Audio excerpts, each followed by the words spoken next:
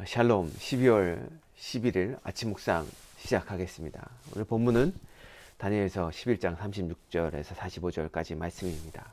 이 말씀을 통해서 우리에게 강한 용맹한 신앙을 허락하시는 하나님을 발견하시는 귀한 성도님들 되시길 바랍니다. 오늘 본문은 사실 다니엘서에서 가장 해석하기 어려운 본문입니다. 본문에 대한 견해도 그래서 다양하죠. 그러나 대체적으로 36절부터 45절에 나오는 왕은 적그리스도를 지칭하며 미래의 마지막 때에 일어날 종말에 대한 예언으로 보게 되죠. 그렇게 보는 데에는 이유가 있습니다. 35절까지의 예언은 역사 속에서 그대로 성취되었지만 36절부터 45절까지의 예언은 역사 속에서 아직 성취되지 않았기 때문이죠. 여러분, 하나님의 예언은 반드시 역사 속에서 성취되심을 믿으십니까? 우리는 35절까지의 예언이 역사 속에서 그대로 이루어진 것을 확인했죠.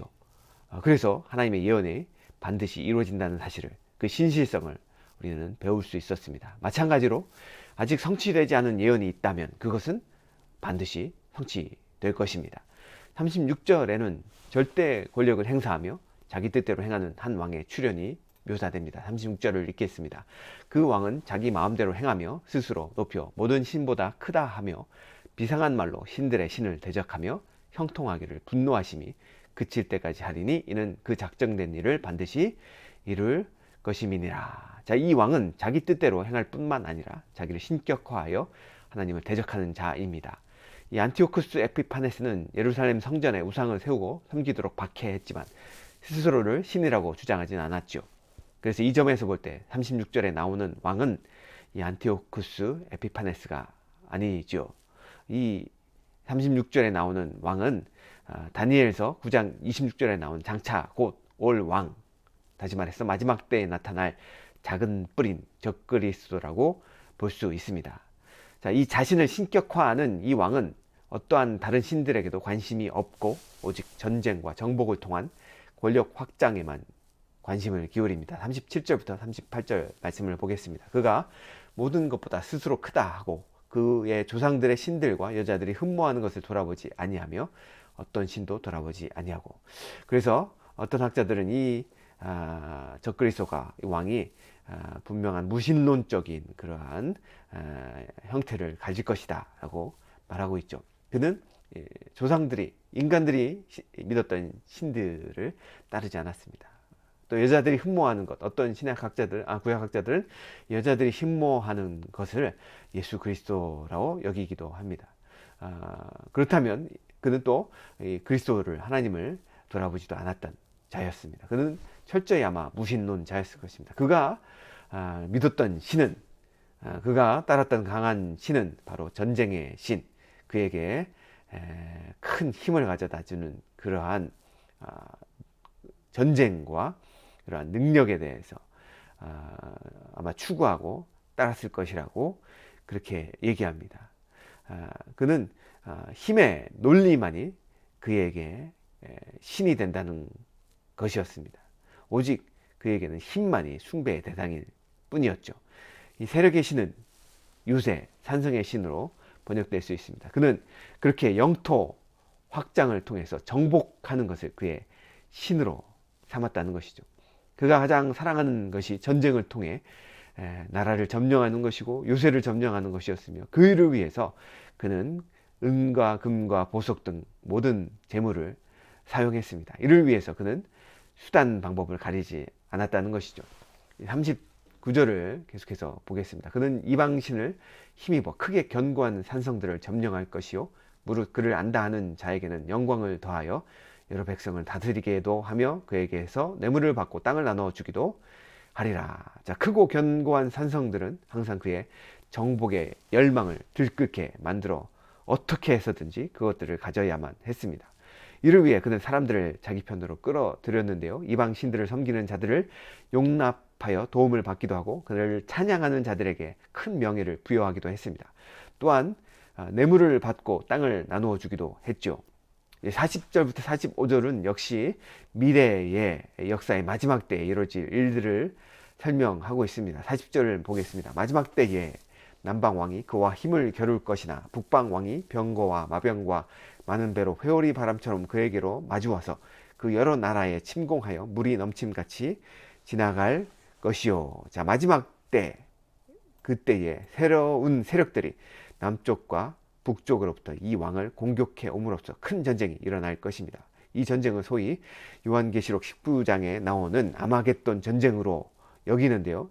그렇게 아마겟돈 전쟁으로 본다면 이스라엘을 분기점으로 해서 본문의 남방 왕은 팔레스타인 이남 지역의 정치적 리더로 볼 수 있고요. 북방 왕은 팔레스타인 북쪽 나라들의 정치적 리더로 의미할 수 있죠. 여기서 전쟁 무기들이 비록 병거와 마병과 배들로 묘사되지만 이것은 당시의 그러한 무기들에 대한 묘사였고요. 이 회오리 바람처럼 그에게 마주온다는 그러한 표현을 통해서 우리가 볼 수 있는 것은 이 현대적인 전쟁으로 충분히 묘사될 수 있다는 점입니다. 남방 왕의 침략이 결국 북방 왕의 침략까지 일으켜 큰 전쟁으로 확산되는 와중에서 이 왕 적그리스도는 영화로운 땅, 곧 이스라엘 땅을 공격하게 됩니다. 그것이 41절에 나오는데요. 그가 또 영화로운 땅에 들어갈 것이요 많은 나라를 패망하게 할 것이나 오직 에돔과 모압과 암몬 자손의 지도자들은 그의 손에서 벗어나리라. 이 영화로운 땅은 예루살렘을 의미합니다. 그래서 이 영화로운 땅, 곧 이스라엘 땅을 이 적그리스도는 공격하게 되죠. 그리고 마지막 때에 이스라엘이 적그리스도에 의해 점령당할 것입니다. 41절이 그렇게 예언을 하고 있고요. 그렇게 이 적그리스도에 의해서 예루살렘과 주변 나라들이 점령을 당할 것인데 현재 요르단 왕국이 위치한 에돔, 모압, 암몬 자손의 지역은 침략에서 제외될 것입니다. 이는 아마도 평소 이스라엘을 대적했던 그들이 자발적으로 이 적그리스도에게 충성했기 때문이라고 그렇게 보기도 합니다. 어쨌든 그 왕은 전쟁에서 승리를 거두죠. 42절부터 43절의 말씀을 보겠습니다. 그가 여러 나라들에 그의 손을 펴리니 애굽 땅도 면하지 못할 것이니 그가 권세로 애굽의 금, 은과 모든 보물을 차지할 것이요 리비아 사람과 구스 사람이 그의 시종이 되리라. 자, 전쟁에서 계속 승리하여 열국을 손에 넣고 애굽의 보화를 약탈할 것입니다.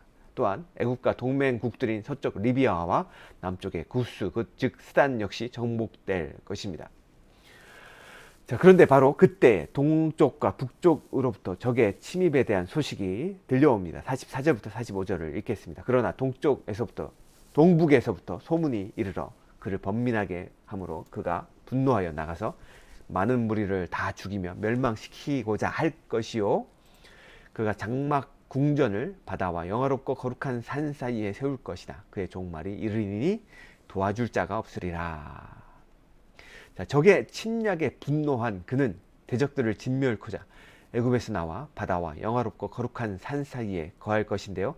여기서 이 바다는 갈릴리 바다가 아니라 지중해 바다를 의미합니다. 그리고 영화롭고 거룩한 산은 바로 예루살렘이 있는 시온산을 의미하지요. 그렇게 그는 시온산과 바다 사이에 있는 바로 이 예루살렘을 그의 수도로 삼겠다는 말입니다. 그러나 그의 군대가 거룩한 도성을 약탈할 때에 갑자기 그에게 재앙이 임하게 됩니다. 그렇게 45절은 말을 하고 있죠. 거룩한 산 사이에 그의 도성을 세울 것이나 그의 종말이 이르리니 도와줄 자가 없을 것이다.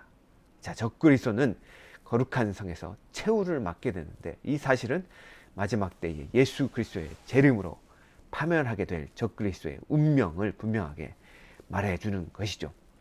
자, 오늘 본문은 하나님을 대적하던 적그리스도의 권세와 번영에 대해 설명해 주고 있습니다. 그의 끝은 갑작스런 멸망을 당하게 된다라고 말하고 있죠. 성경은 마지막에 세상 권세자로 인해 믿는 자들이 큰 환난과 핍박을 당할 것을 말해주고 있습니다. 하나님을 대적하고 경건한 자를 박해하는 적그리스도는 큰 승리를 거두는 듯해 보일 것입니다. 그러나 어느 날 갑자기 그 누구도 예상치 못한 순간에 그의 멸망이 임하게 될 것입니다. 그의 파멸에 대한 예언은 믿는 자가 어떠한 시련 속에서도 믿음으로 인내해야 할 소망을 가져다 주지요. 사랑하는 성도 여러분, 우리는 어제 안티오쿠스 에피파네스의 박해를 당하던 때에 32절을 통해서 오직 하나님을 아는 자들은 강하고 용맹하게 되어 핍박 속에서도 신앙을 지켰음을 보았습니다. 그리고 어제 묵상의 마지막 끝에 하나님을 아는 것이 신앙의 핵심이며 하루를 보내시는 그러한 성도님들에게 본인이 하나님을 얼마나 알고 있는지 질문을 해보시라는 제안을 드렸습니다.